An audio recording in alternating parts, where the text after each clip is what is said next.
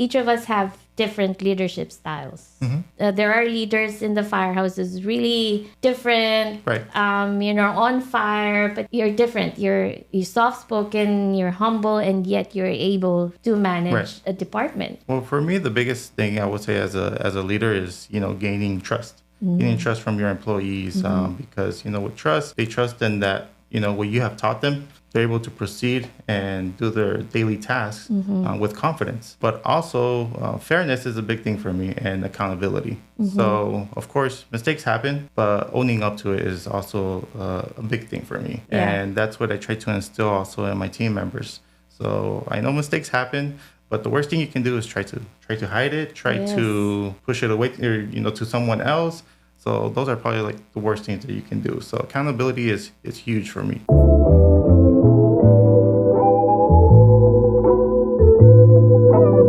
Hello, everyone. I'm Carla. I'm covering for Amabel.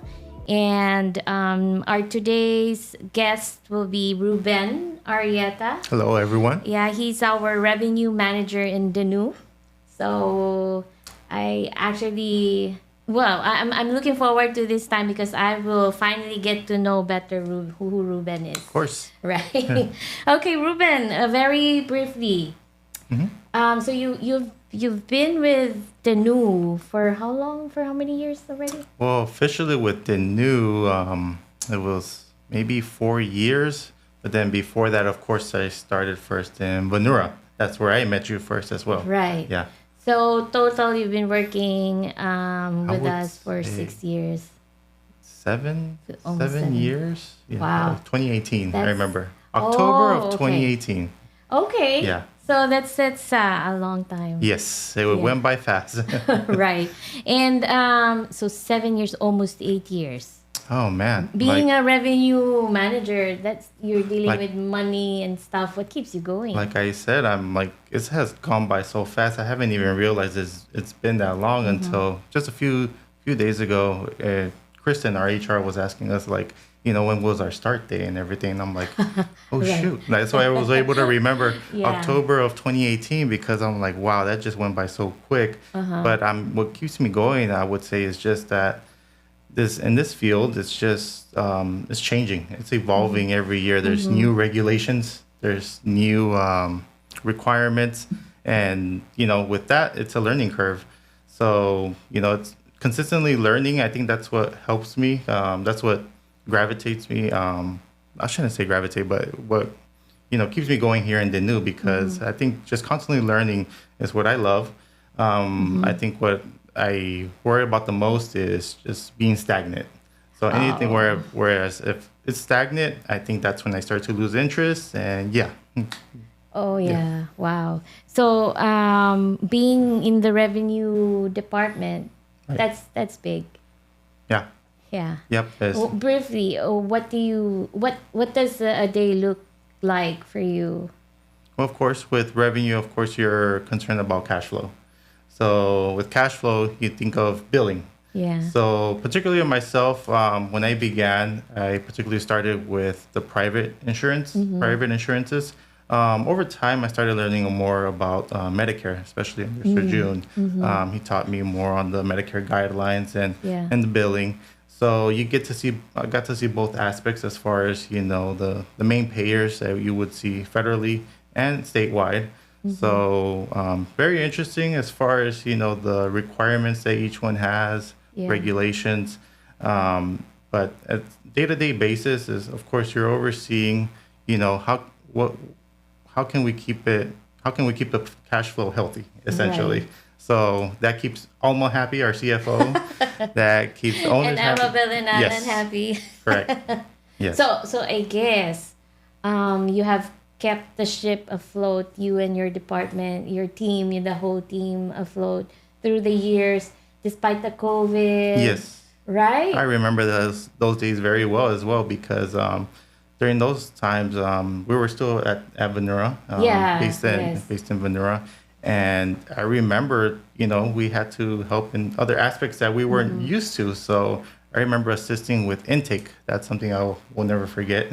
So Really? I got to see See? some of the aspects as far as, what they do on a day-to-day basis, Uh-huh. which makes me respect their role a lot more Yes. because, it's just nonstop throughout the day. Mm-hmm. Yeah. So COVID came, Yes. and I think that was, well, everybody was scared what's Hmm. gonna happen Right. with our agencies. Right. Denu is handling a lot of agencies, Right. so that means there are a lot of families that are, relying dependent on us Correct. to keep the ship afloat. Correct. So what made you? What's your strategy then with the whole team? What was your mindset? Well, the mindset during that time, of course, it was a lot of uncertainty there. Yes. Um, we remember having those stand-up meetings during that time. I Right. believe it was March of 2020. That's when the lockdowns began. But of course, over the other months, coming with April, you started seeing the influx also of how should I say, of COVID victims as well. Yes. Yeah. And what I noticed on my end was also, since I also assist a lot with letter of agreements, contracts, um, I ended up dealing with a lot of the hospitals like Riverside Community Hospital, the others here in San Bernardino County, because now they were looking for staffing. Like typically the home health agencies that they had on standby, that they would frequent with, they weren't able to take on the load that now they were receiving. Right. So that's when they started opening up the doors to like other agencies. And of course, we were on their radar, so they reached out to us. So it was a pretty hectic time because, we had to, especially in the Apple Valley and the high desert area, that's one of our specialty regions, right? Yes.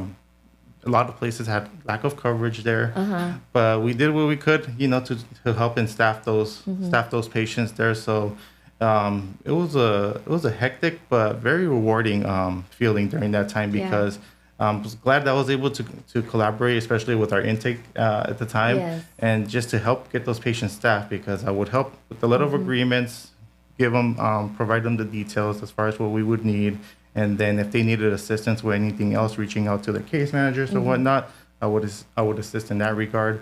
But just had to adapt. Just had to adapt. It was a fast-paced environment, but it definitely helped me a lot as far as with time management skills. Yes. So definitely had to adapt. Yeah. So you mentioned about you love learning. Yes. And then you even allowed yourself to do cross train in Right. intake, and then I guess that's the jump start of your career, Yes. and now you're in the management team Right. already. Right. How important was that? Starting in the grassroots, Mm-hmm. learning the ground, or what needs to be learned at the Right. ground, and how important do you think is that going to the grassroots first before you're up there? Oh, I believe that's crucial because you get to see firsthand the day-to-day activities. And then, of course, I was more on the finance department, but I still Yeah. collaborated a lot with our clinical team when it came to case managers, There when you it came go. to our intake coordinators, because, of course, when we're building, we do our final compliance check, and then we notice something. It's like, well, hey, what happened here? Yeah. And we check with our case managers, and it's like, oh, you know what? Whatever particular reason, something not common, but that came up. It's like, okay, so we have to address that, for future reference so that we don't come across those type of issues again. Yeah. But you get to learn a lot because you get firsthand experience in not necessarily in every department, should I say in every role, but at least you can kind of oversee every department's goal, especially when it comes to like the medical records, the coordinators. So that helped a lot. So in doing so, that helps you manage more efficiently as far as like, Yeah. okay, you can anticipate potential issues. So Sure. like especially when there's new regulations or like the PDGM back in 2020, which came into fruition as well, you start to anticipate, okay, you know what, they're requiring this. We have to make sure that that's completed in the initial intake stage, and then we can have like a second set of eyes, when it comes to scheduling or something like that. Yeah. So that definitely helps to, start out, from the grassroots, like you Right. said. It helps a lot because you get to see the daily operations and the common issues. That's true. So when you said that, that really helps a lot. I was thinking of the new generation right now. You know, we interview every day Right. applicants, very very young applicants, even fresh from school. Right. They're very idealistic, and then they want to be up there already. Yes, yes. It's like you kind of want, you feel like you have it in you already to be, in Yes, that leadership yes. position. But it's a learning experience. It's a learning curve. I believe if you do something like that, within like a span of a year, you can kind of set yourself up for failure. That's true. That's true. Because now you're handling a department, which is very crucial in our business. You do a lot of troubleshooting. Yes. Yeah. So if you have not experienced working in the grassroots, if you have not started from there at the ground, you wouldn't be able to troubleshoot. Because Correct. being a manager, it's really about a lot of it deals with a lot of troubleshooting, Right. and you're handling a lot of sites Right. under you as well. Right. Yeah. So I've noticed as well, because we in the firehouse, we're all leaders, right? I've noticed each of us, well, of course, each of us have different leadership styles. What do you think is your style? Because I noticed you're very soft spoken. There are leaders in the firehouses really different. Right. On fire, but you're the one who, you're different. You have you're soft spoken, you're humble, and yet you're able to manage Right. a department. Well, for me, the biggest thing I would say as a leader is gaining trust, gaining trust from your employees, because with trust, they trust in that what you have taught them. They're able to proceed and do their daily tasks with confidence. But also, fairness is a big thing for me, and accountability. So, of course, mistakes happen, but owning up to it is also a big thing for me. Yeah. And that's what I try to instill also in my team members. So I know mistakes happen, but the worst thing you can do is try to hide it, try Yes. to push it away, or, to someone else. So those are probably like the worst things that you can do. So accountability is huge for me in my department. Have you where did you start learning about accountability? Well, you being a father already now, Yes. right? And I've met your Yeah. your bundle of Yes, joy, yes, your yes. son, very active Yes. son.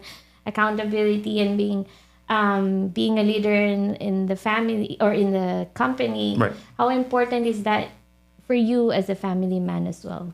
Well, it's crucial because as far as like when accountability really started to set in for me, I would say it's more along the lines of maybe middle school, Yeah. middle school, high school, because of course you when you're learning, especially in school, you have all these things of like, okay, this is what's gonna happen. But Right. you can't wait to turn 18. You can't wait for freedom and all this other, of course. But I think my family is very huge on it.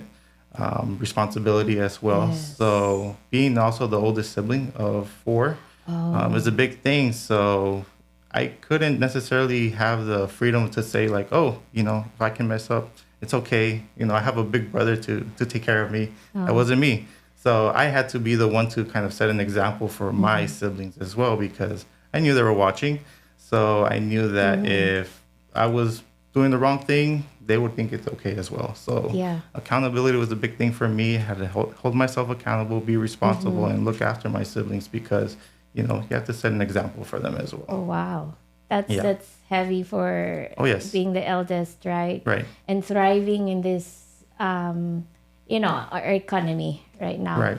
And so with that, you didn't learn that over time. You didn't learn that in you have to learn Overnight. that from overnight. Yeah, Yes. yeah. You must have ingrained that Yes. from the way that your parents probably taught you, how they raised you up, the family values and culture. 100%, because those I had to take those skills also with me when I started college. Yeah. Especially being a first generation graduate, I didn't really have a helping hand or guidance as far as like, hey, your first semester of college, this is what to look out for, Yeah. or this is what you should sign up for. So I was, a bit lost when I was a freshman in college, but had to figure it out.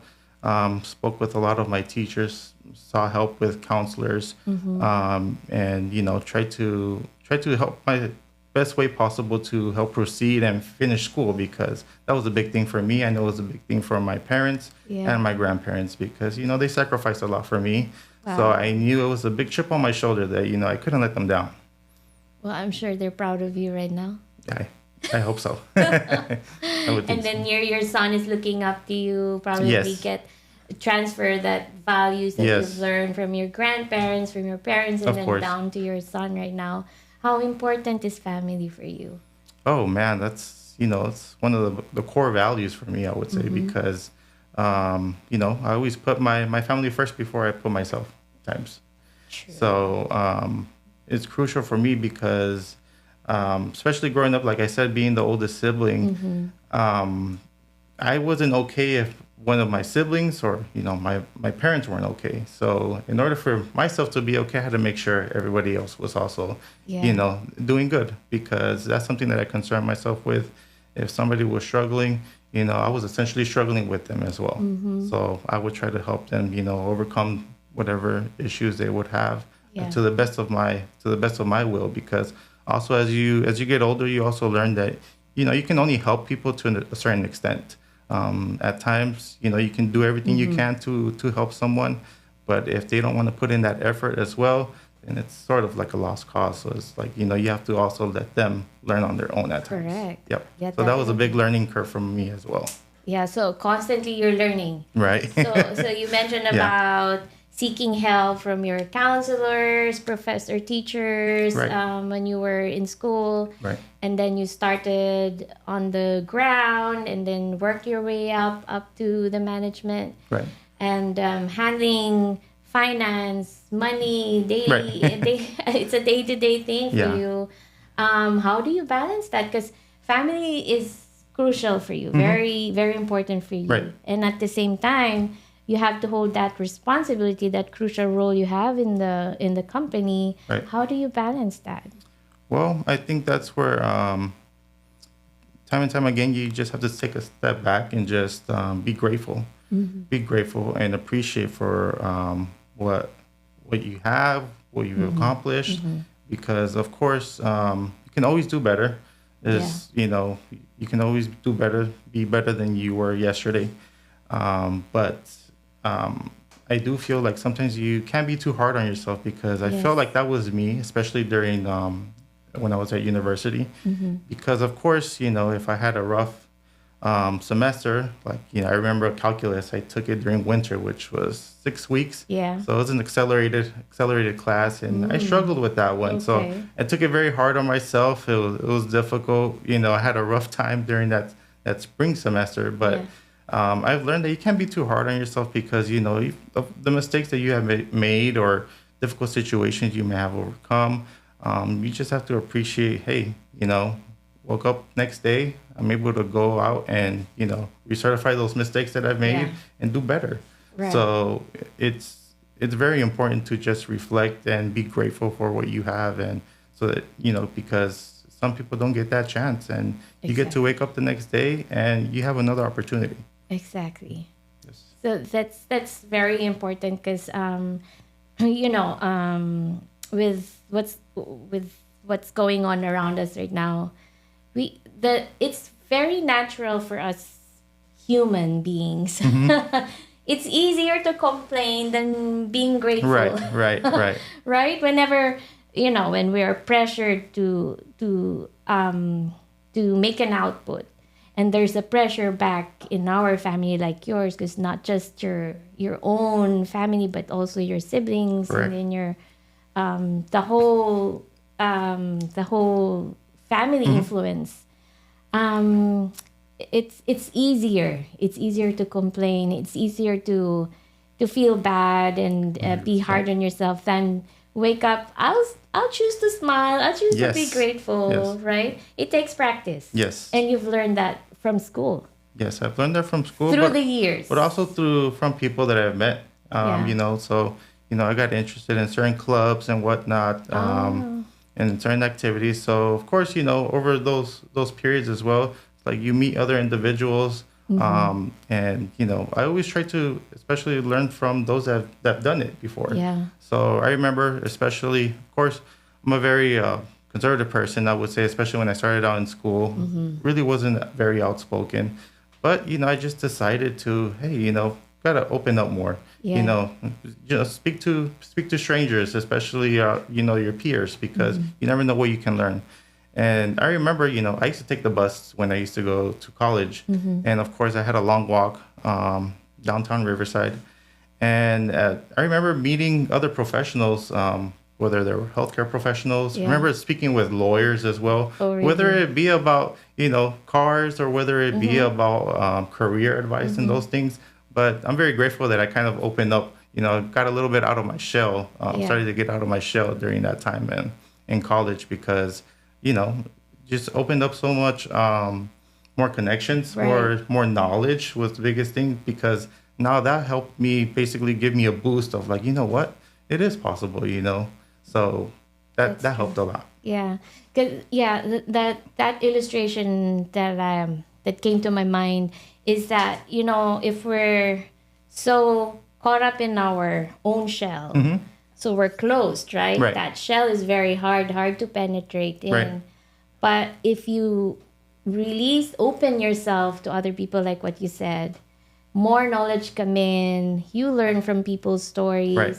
Rather than just being stuck alone by yourself and think that, oh, I can learn this by myself. Oh, I Right. can do this by myself. You cannot. Yeah. So you need people. You need networks, actually. Yes. Yeah, to help you and build your career and build yourself as well, right? 100%. Because if you don't do those things, you can become very stubborn. You Yes. think you would know it all.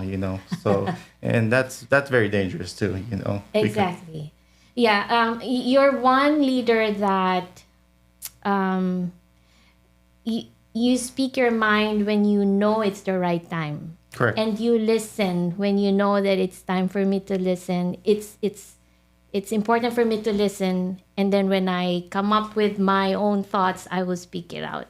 I've 100%. noticed that. Yes, I think in I you. learned that as being the older sibling, because Yes. of course, my siblings, everyone has their own personality, of course. So I know with certain siblings, you talk to them and they'll listen. Others, not so much. Others is they could be even defensive about certain Right, things. So right. you have to be careful in terms of how you portray the message as well at times. And sometimes portraying the message doesn't mean portraying it at that exact moment. Sometimes you're like, you know what? Okay, I'm gonna have to talk to them about it probably next week after they cool down, or maybe they get some time to reflect, Yeah. and that'll be the time to talk about it. That's one skill that every leader should have as well. Right. Know when you need to speak up. Know when Correct. you should be still and Correct. remain quiet and listen. Yes, Yeah. especially if you don't know the situation, because the worst Yeah. thing you can do is involve yourself or interject in something where you don't have the full context. Yes. Because now what you could do is Sure. actually aggravate the situation. You add fuel to the fire. Wow. Okay, I learned something today. So, who to you? I'm seeing that really for you, learning is very important for you. Who is you consider to be your the one that mentored you through the years, and what have you learned from that mentor? Mentor throughout the years. Well, I would definitely say family life, like I said, was huge for me. My grandparents were Grandparents. huge part of my life.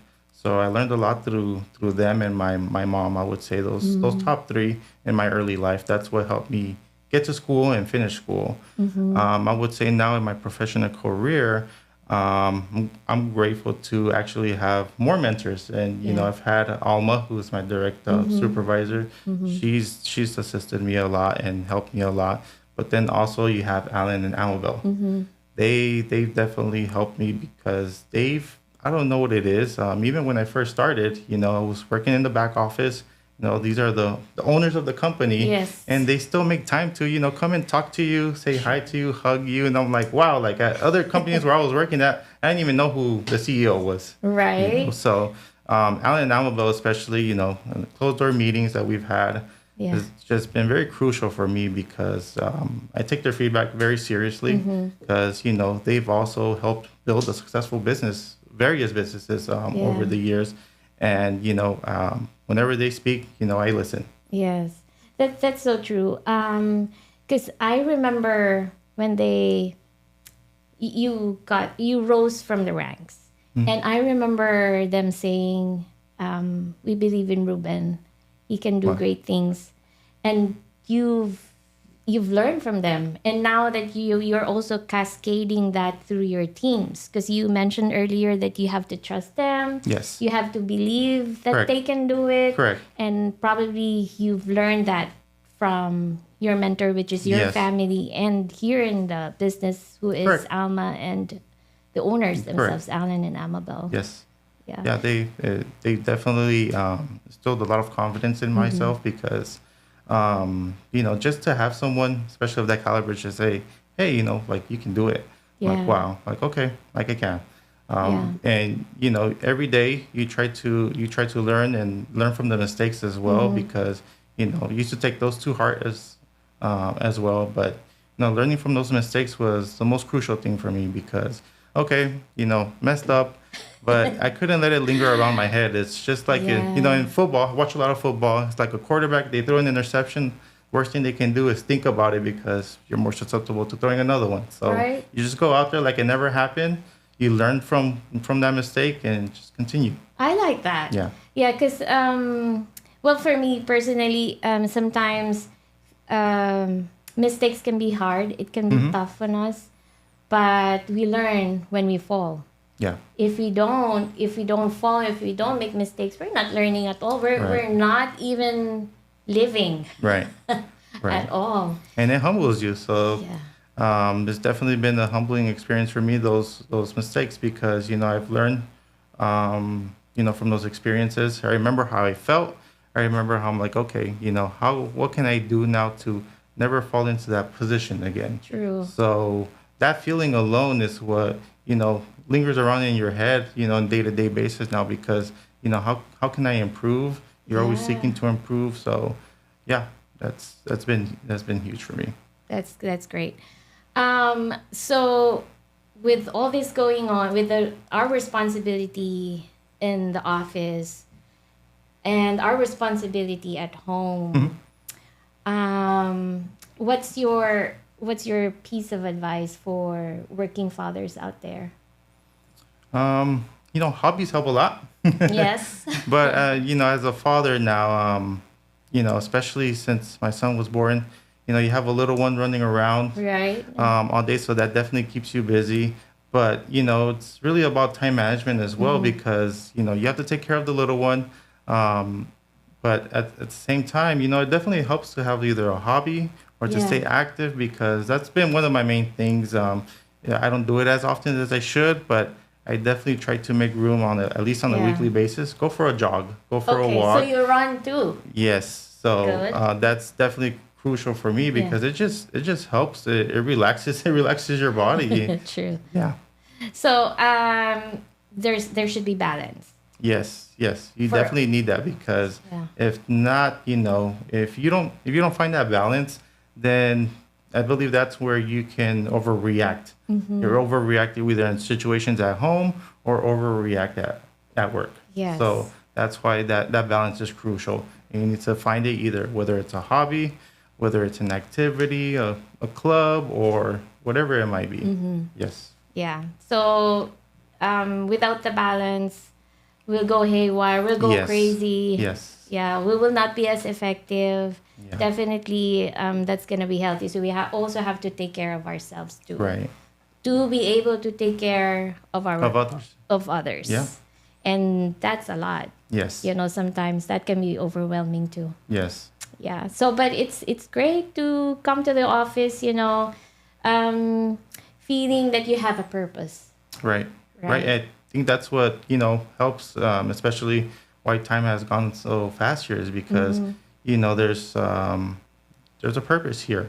You feel like, you know, you want to help as much as you can. Yeah. Of course, being in healthcare, that's one of the reasons why I like the industry. Of course, didn't really see myself as being a direct care provider, well, like a doctor, Yeah. a nurse. Didn't think that was going to be, you know, sort of thing.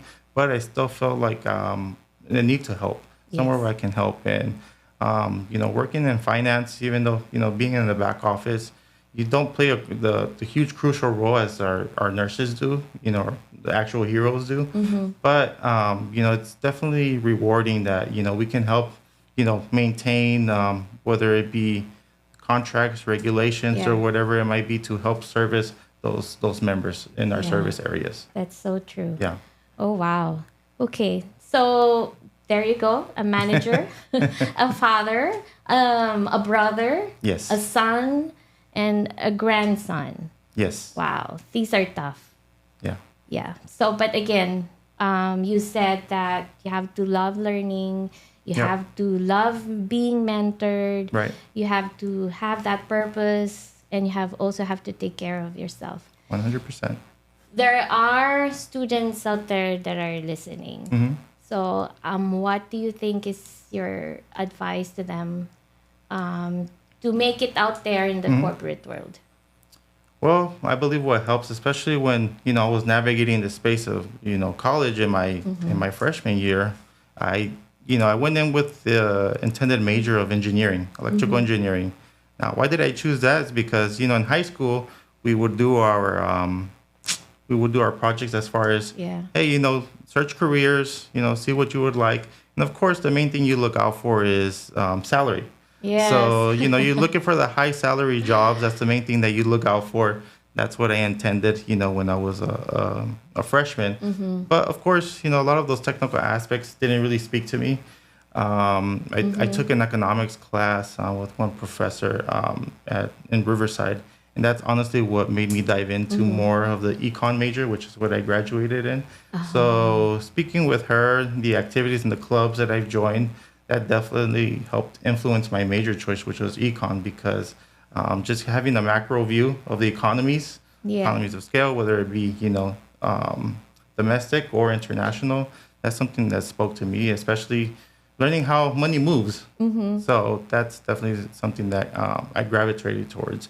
So I ended up finding my major in college because of the clubs that I joined and the professors that I've met. So just be open. I would say to students, be open. Don't necessarily just go by what you see on the top earning jobs. Yes. Of course, you know, I know making a livable wage is very important, but I've also met individuals who, you know, they dedicated so much to certain majors and even graduated at times, but they find themselves going back to school for this newly found passion that they have. And now you have to go into more debt. You have to go into, Yes. you know, more, now you have to sacrifice more time, you know, to take care of that new task. But I would definitely say, you know, you have to search for what you like, you find your purpose.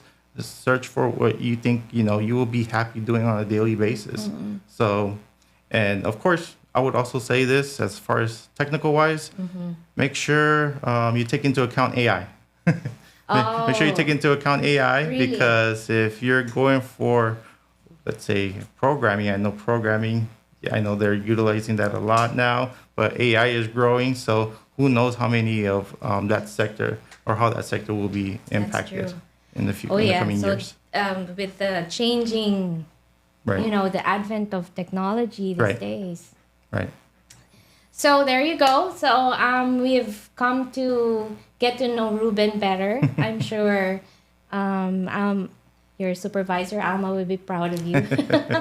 So from my take on this is that love learning, Yes. learn from our mistakes, embrace our mistakes, and find value in family. Cultivate that culture of love and responsibility and being the role model in our family because we pass that down to the next generation. And for you, for your one and only son, looking up to you as the father who works in a corporate office. So it doesn't happen overnight.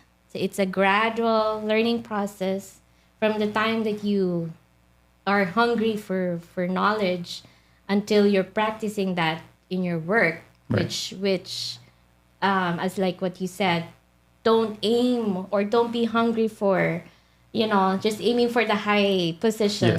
Yes. Yes. Because it's if you start from the grassroots, that is very important. You learn from the Right. grassroots, Right. and there's no shortcuts. Right. And then balance family and work and yourself, and Yep. taking care of yourself. Yep. And I think that's a good formula for being a good corporate manager, handling finances of many agencies below you, over the ones that you're overseeing. So that's wow. I learned something today. Thank you, Carla. I hope you also learned something today. And if you also get to read Amabel's book, she also shared her stories and how she started from the grassroots, from being a nurse, a nurse here, and then now owning how many companies. Right. Imagine that. So, yeah, so I hope you learned something today and inspired from Ruben's stories, especially the young ones out there seeking questioning what is the purpose in their lives, and finding that purpose and how to live that purpose, and then eventually succeeding on them. So, thank you everyone for listening. Thank you. And we'll see you again. Bye bye. You did good. You too.